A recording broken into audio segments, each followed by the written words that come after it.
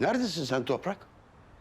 Hasadı kontrole gittim dedi. Bu Fuat denen herif sabah fabrikaya geldi. Hepimizi tehdit etti. Nasıl tehdit ettin? Ne diye tehdit etti? Bu aileyi koru kolla diye senden medet umuyoruz. Aslan gibi evladımız var. Artık sırtımız yere gelmez dedik ama senin aklın, fikrin başka yerde Toprak.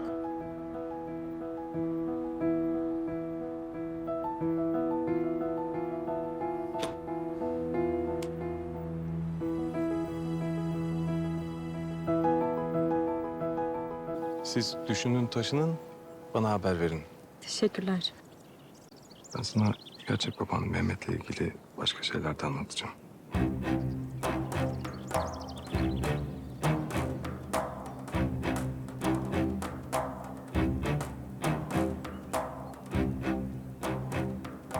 Ben size daha fazla rahatsızlık vermeyeyim.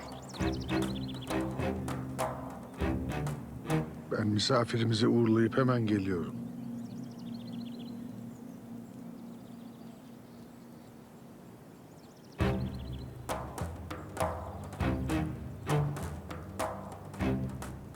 Fuat Bey. Gonca bazı şeyleri duymaya hazır değil. Lütfen onun kafasını karıştırmayın, olur mu? Peki öz babasıyla ilgili gerçekleri öğrenmezse ona çok büyük bir haksızlık etmiş olmayacak mısınız? Merak etmeyin. Uygun zamanı bekleyeceğim.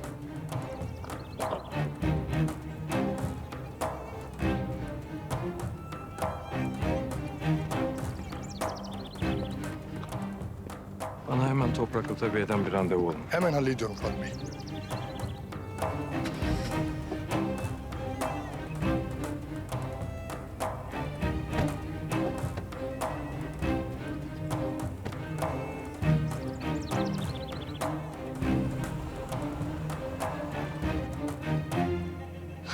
Hayat ne kadar da garip ya. Bir anda karşına bir adam çıkıveriyor. Böyle önce projenle ilgili sana aradığın desteği vereceğim diyor. Ondan sonra da babanla ilgili sana bir şeyler anlatacağım diyor. Yani aslını astarını öğrenmeden evet deme.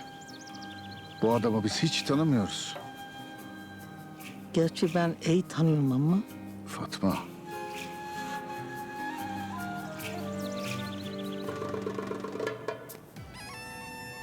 Hadi kızlar hadi. Gelin bakayım. Hadi. Gonca kızım. Hadi gün bugün. Bundan sonra hep beraber iş yapacağız. Hadi bakalım Allah'ın izniyle çok güzel işler yapacağız. Kalk iki dönü verelim. Hadi bakayım. vallahi yapamam. Bugün oynamayacaksın da ne zaman oynayacaksın? Hadi bakayım gırtlağını döküme gari. Hadi itiraz istemiyorum. Hadi. Hadi. Yürü be. Hadi bakalım, hadi.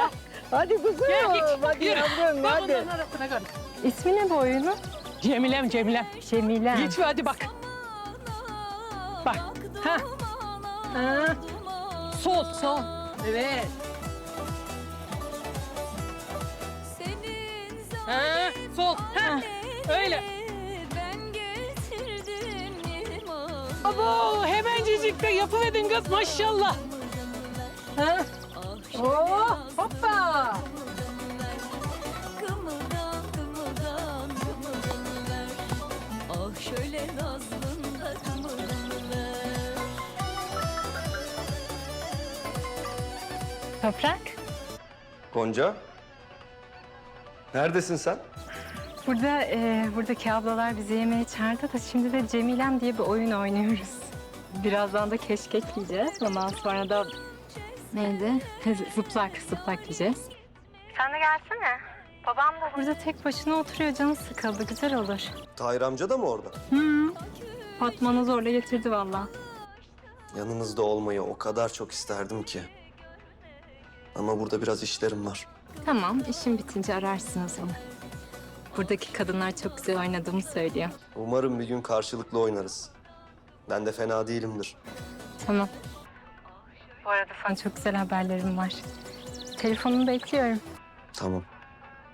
Görüşürüz. Hadi Fatma anlayalım.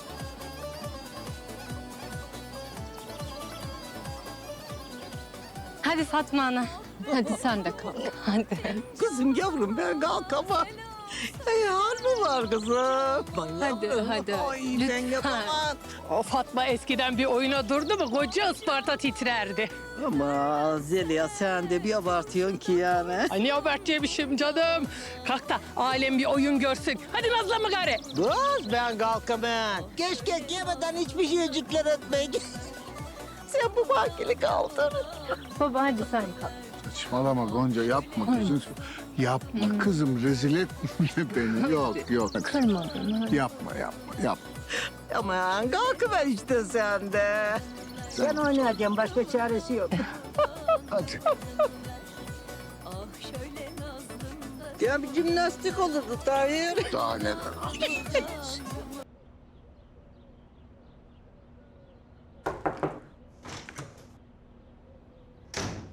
Çıkmamız lazım. Yemek yiyeceğiz. Sebep? Baş başa yemek yiyelim demiyorum sana. Asistanı aradı. Fuat Demirci bizi bekliyor. İyi. Gidelim bakalım. Sonunda öğreneceğiz kuyumuzu kazmaya çalışan adamın niyetini. Sadece bir tane olsa yine iyi. Etrafım sinsi iş çeviren, arkadan dolanan insanlarla dolu.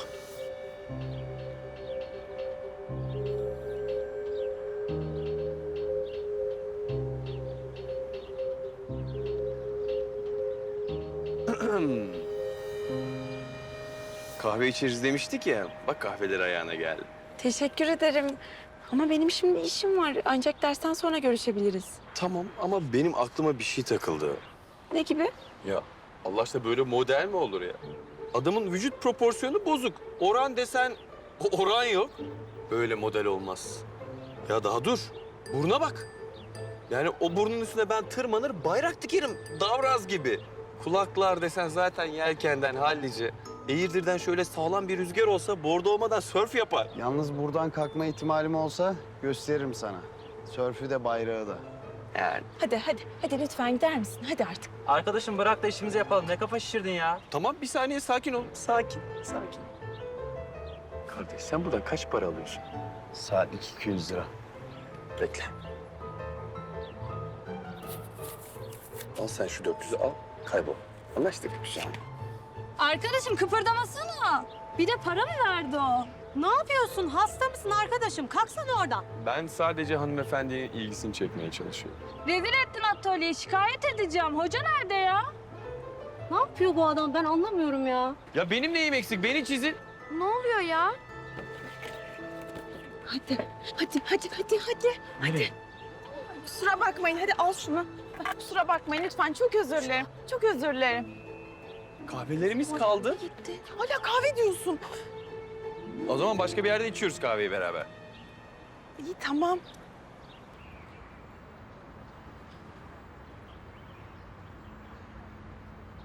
Nerede kaldı ya bu adam? Gelir herhalde birazdan.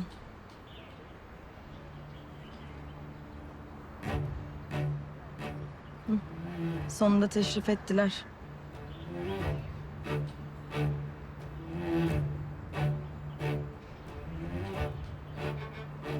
Toprak Bey.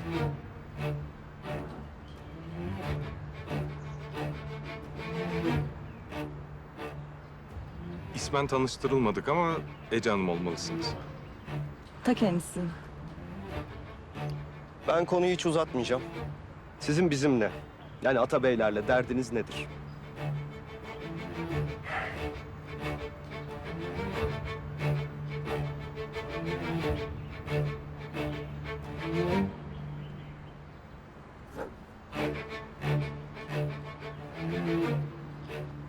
Açık konuşmanızı takdir ediyorum.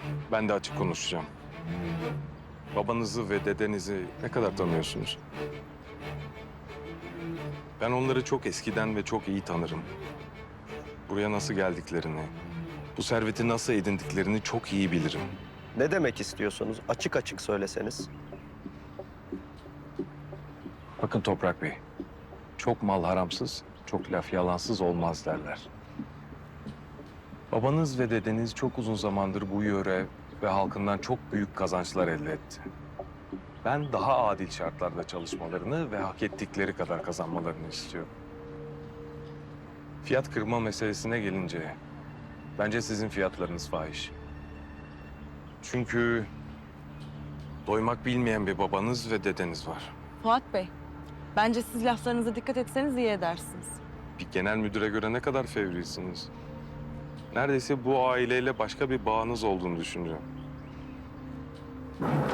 Eğer söyleyecek başka bir şeyiniz yoksa ben bu görüşmeyi bitirmek istiyorum.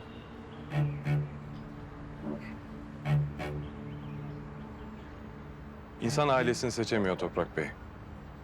Ama siz iyi bir adamsınız. Tüm Isparta ve Yeğirdir sizden sitayişle bahsediyor.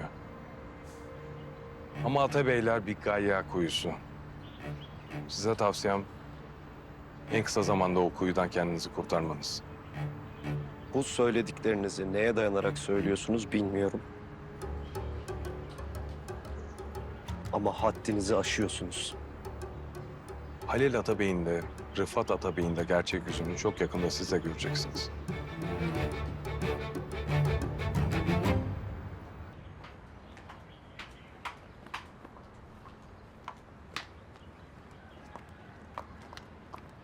Toprak. Ya bu adam ne terbiyesiz, ne densiz bir adam. Söyledikleri yanına mı kalacak? Birinin Halil Bey'e de Rıfat amcaya da bunları anlatması gerekiyor. Ben ikisiyle de özel olarak bu konuyu konuşacağım zaten. Sadece önce biraz kafamı dinlemem lazım Ece. Tamam.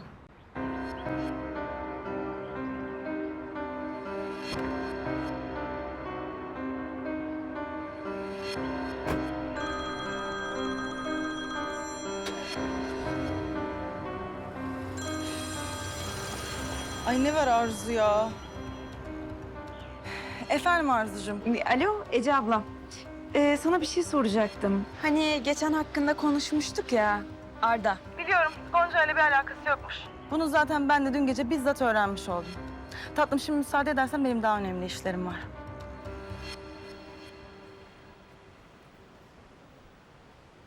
Evet. Teşekkürler. Biraz abartmamış mıyız? Yeriz canım, ne olacak? Evet. Çiziyor muyuz portremi? Cübbemi getirdim, arabada duruyor. Yani şimdi siz bütün her şeyi İstanbul'da bırakıp buraya mı yerleşeceksiniz? Evet. Gonca burada, Zeynep burada. Zeynep arkadaşım, aman. Tahir amca burada. Onlar benim ailem gibidir. Yani İstanbul'da kalmam için bir sebebim yok açıkçası. Yani o kadar yakınsın. Evet. Çocukluğumuzdan beri biz beraber büyüdük. Gonca. Yani Gonca Hanım'ın buraya gelmesi ailemiz için hiç iyi olmadı. Abimle annemin, babamın, dedemin herkesle arası açıldı. Ece abla için de çok kötü oldu. Yani aslında Gonca'yı tanısanız seversiniz. Çok iyidir. Peki abinizle aranız nasıl? Ya ben abimi çok severim.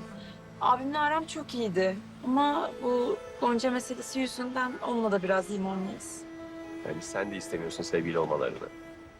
Yok, hayır öyle demek istemedim. Hani ailen de istemiyor ya. Yanlış anlama lütfen. Ya ben Ece ablayla çok yakıştırıyorum abimi.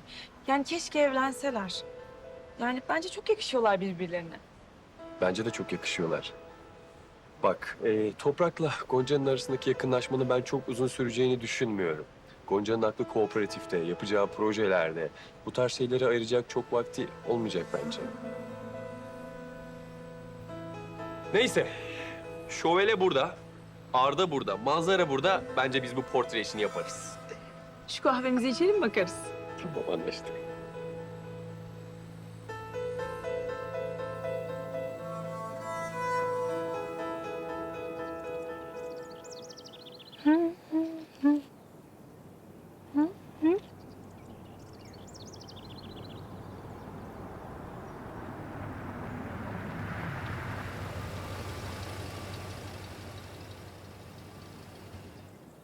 Hoş geldin.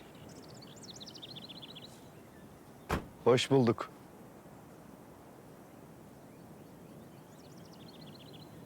Çekirdek ister misin? İsterim. Şuradan al. Bunu mu? Hı hı.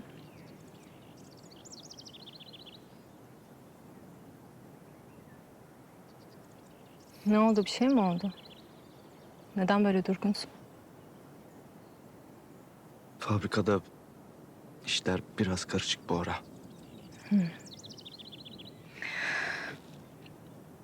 Sen her şeyin üstesinden gelirsin biliyorsun değil mi? Sana güvenim sonsuz. Tamam, peki. O zaman şimdi sana şahane haberler vereceğim ve bu haberleri duyduğunda bugün yaşadığın her şeyi unutacaksın. Ha, Hı hı. Hazır mısın? hazırım, dinliyorum. Söylüyorum. Hı. Projeme destek buldum. Ne diyorsun ya? Gel buraya. Çok sevindim.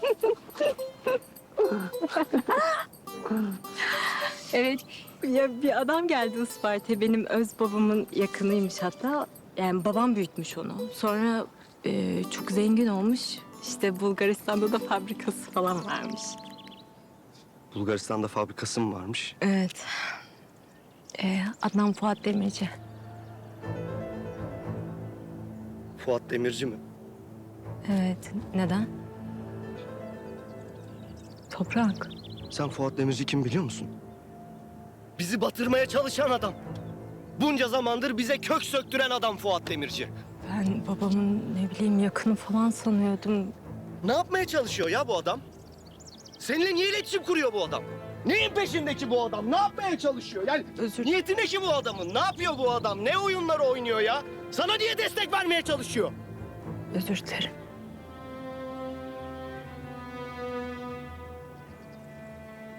Gonca ben özür dilerim. Özür dilerim ben sana bağırmak istemedim. Öfkem sana değildi. Çok özür dilerim. Çok özür dilerim. Çok özür dilerim. Affet beni. Ne olur ağlama. Ben seni çok seviyorum.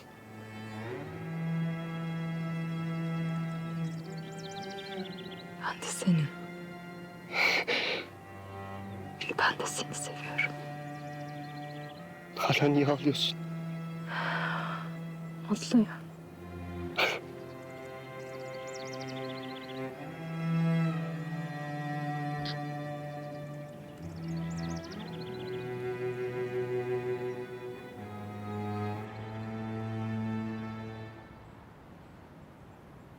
Sorry. Ha? Can you take my pictures? I don't English. Bende bir tane dil var. Pictures. Ha anladım. Ne?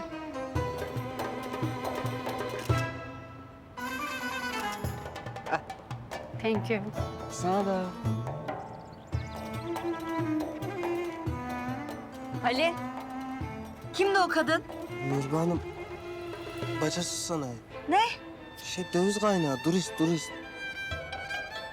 Bana bak Ali. Biz niye kalenin surların tepesinde buluştuk? Bir açıklaman var mı acaba? Benim yüreğim bu kalenin surları gibi hasar gördü. Benim gönlüm de bu kale gibi savaşlar gördü Nur Yüzlü. Senin ağzın ne diyor Ali ya?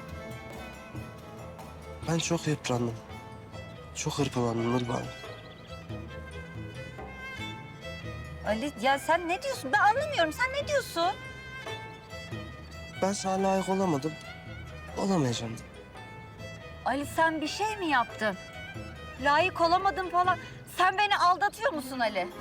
O kadınla mı? O turisti mi? Nasıl yaparsın ya bunu sen bana? Ya Nurba Hanım bir dur. Ne aldatması? Yüzü ışık saçan kadının. Ben senin hayalindeki düğünü bile beceremedim. Bak hastanelik oldun benim yüzümden. Sana çok zarar veriyor benim bu beceriksizliklerim.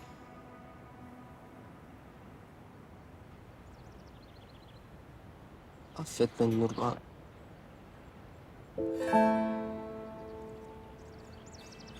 Bunun açık olsun Nur Yüzlü.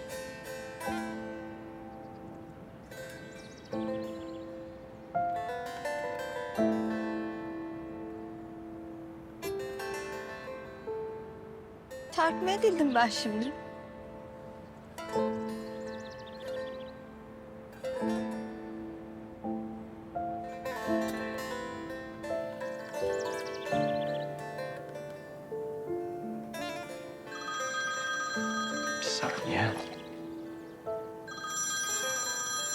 Ali arıyor.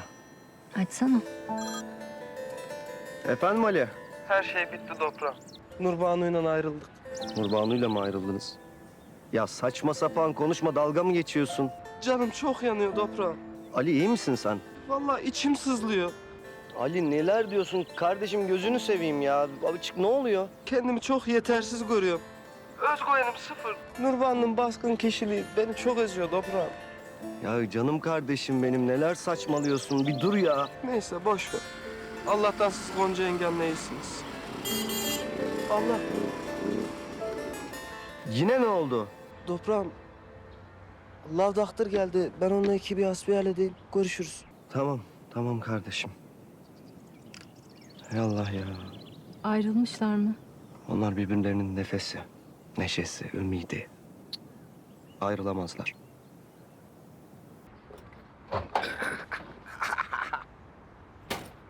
Ne haber Ali? Bak mobilize oldum artık. O eski hantal minibüsü sattım, yerine bu canavarı aldım. Bundan sonra yemek siteleri, kuryeleri gibi en fazla 45 dakikada evlere servis. Aşk acısını dindirmek için. Ne diyeyim doktor? Hayırlı olsun. Ali, ne bu bıtkın, yılgın, bedbin halin? Doktor, biz galiba Nurbanu'yla ayrıldık. Ne? Hayır, kabul etmiyorum. Kesinlikle kabul etmiyorum. Çabuk arkama atla. Çabuk arkama atla. Aşka giden parkura gidiyoruz. Ya bu bizi taşır mı doktor? Taşır.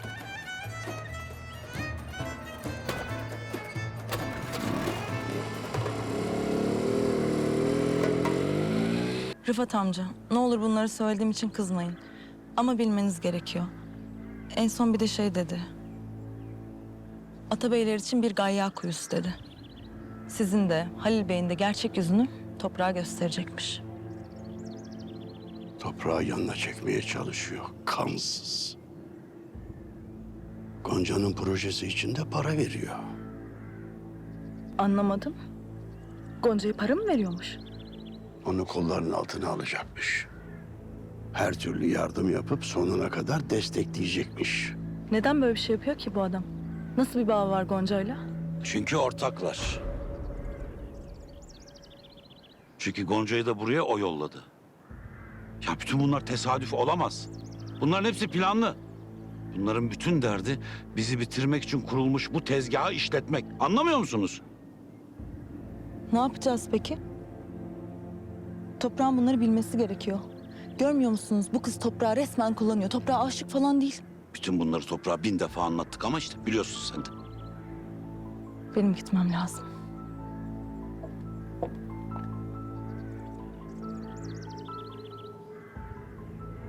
Oğluna bile sahip çıkmaktan acizsin.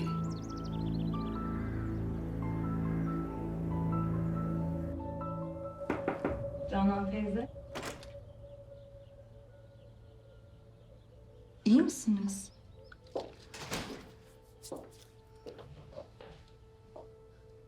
Canan teyze neyiniz var? Gene mi beni azarlamaya geldin kızım sen de toprak gibi?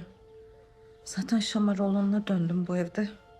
Dün gece de partide verdim güzelce ağzımın payını. Gel devam et gel. Ne olur bana gönül koymayın. Biliyorsunuz benim sinirlerim çok bozuldu dün. Hayır yok yani gönül koymak değil de. Her şey üst üste geldi. Yük üstüne yük omzuma bindi ya. Kaldıramıyorum artık. Canan teyze, üzmeyin kendinizi böyle. Pes etmek yok. Vazgeçmek en kolayı. İnanın bana her şey düzelecek. Kızım sen şimdi benim sana söylediklerimi derleyip toplayıp bana mı satıyorsun? Dalga mı geçiyorsun sen benimle? Yok estağfurullah, olur mu öyle şey? Ben gayet ciddiyim. Siz çok haklıymışsınız. Bu Gonca denen sahtekar intikam almaya gelmiş buraya, biliyor musunuz? Gerçekten mi? O Fuat denen adam var ya, Fuat Demirci, her yerde karşımıza çıkan, bizi batırmaya çalışan. İşte Gonca onunla çalışıyormuş en başından beri. Tek amaçları da Atabeyleri yerle bir etmekmiş. Ne diyorsun sen? Ay var ya, bu gerçekse bu toprak bunu öğrendiğinde bir daha Gonca'nın suratına bile bakmaz ya. Bence de Canan teyze. Ve sizin dediğiniz her şey tek tek çıkıyor. Ya bak ne demişler, her şerde bir hayır vardır diye. Artık biz bu işin sonuna geldik. Bitti kızım bu iş. Bitti. İlelebet kurtulacağız biz bu Gonca'dan. Bitti bu iş. Ay dur. Kalk ben hazırlanayım. Hadi kalk çabuk kalk. Allah'ım yaşasın. Çekil. Allah benim. Ah. Ay sağ ol. Gonca. Her şeyi birlikte el ele vererek çözeceğiz. Sana Fuat Bey'in vereceği desteği alma diyemem. Karar senin. Asla hayallerinle arana girmem.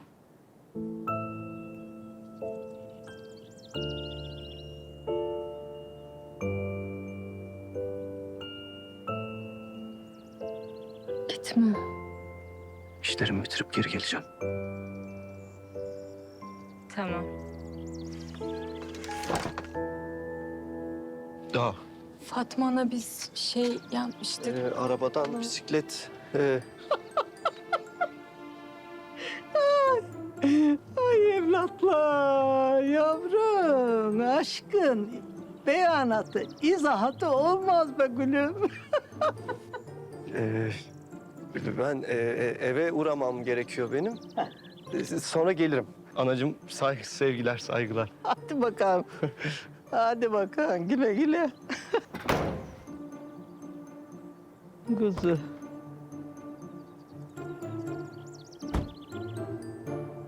Fatma Ana bir şey soracağım sana. Bu Fuat Demirci Atabey'lere neden düşman? Aralarındaki husumetin sebebi ne? Şimdi yavrum, bunu demek bana düşmez. Neden söylemiyorsun? Şimdi yavrum seni öz baban gibi anlatacağım dedi ya. Her şeyin onunla alakalı olduğu çok aşikar.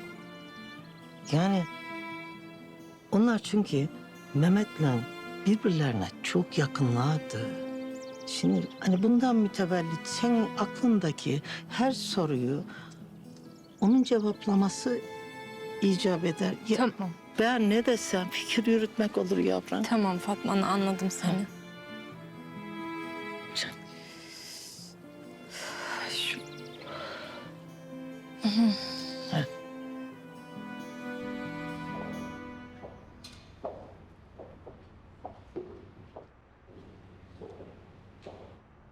Atabeylerin fabrikası burası değil mi? Tam çaprazımızda. Evet efendim. Güzel. Hemen başlasın alım işlemlerini. Tabii ki efendim.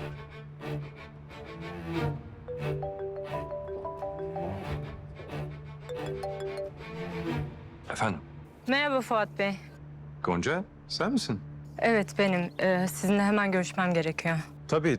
Neredesin? Hemen araba yollayayım alsınlar seni. Yok hiç gerek yok ben gelirim. Siz adresi gönderin bana. Yeterli. Tamam, sen bilirsin. Hemen konum atıyorum. Tamam.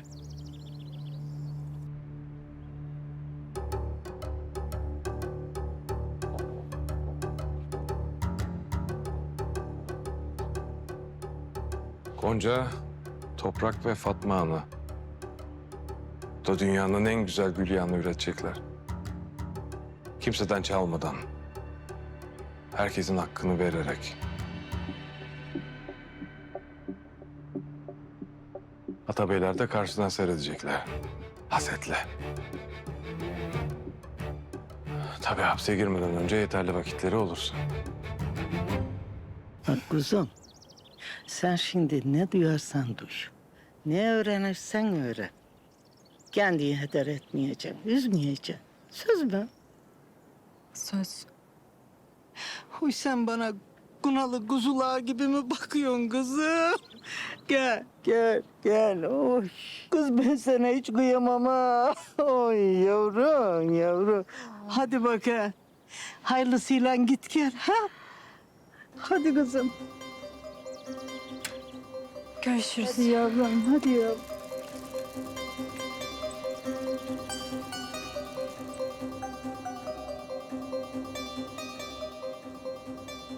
Bu yol hakikate gider.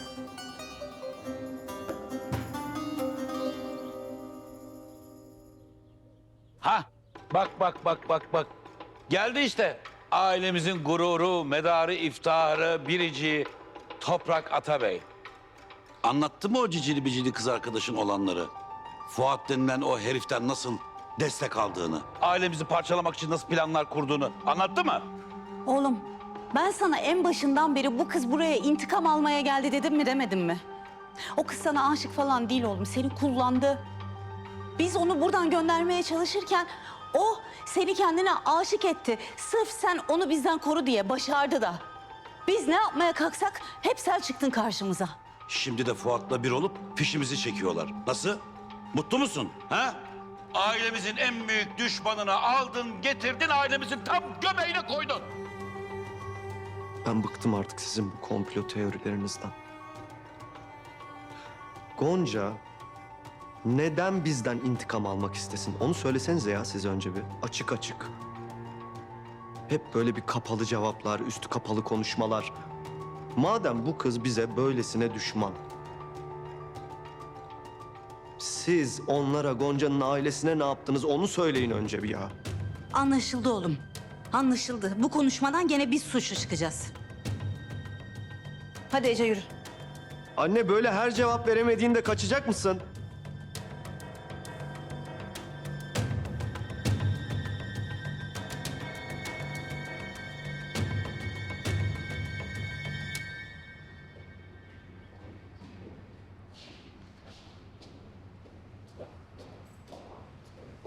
Gonca, hoş geldin. Hoş bulduk. Bak, eğer seninle anlaşabilirsek şirketimizin merkezi burası olacak.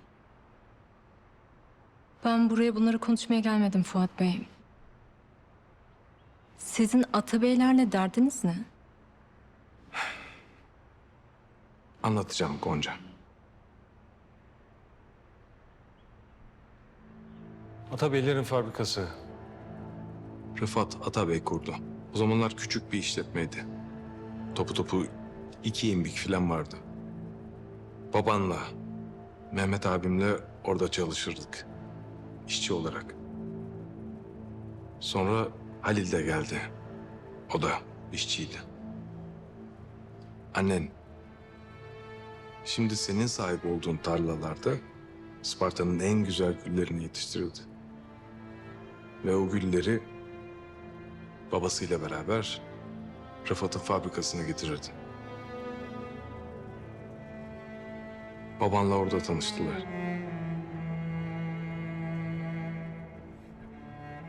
Baban çok cesur bir adamdı. Haklının yanındaydı, haksızın karşısında. Civa gibi bir delikanlıydı. Hemen aşık oldular birbirlerine. Ve evlenmeye karar verdiler. Gonca, sakın baban hakkında söylenenlere inanma. Sakın. O annene o kadar aşıktı ki onu terk etmesi mümkün değildi. Hele hamileyken, annenin karnında sen varken. Ne oldu babama peki? Hesapta olmayan bir şey. Ne? Halil de aşık oldu anneme. Ne? Halil Bey anneme mi aşıktı?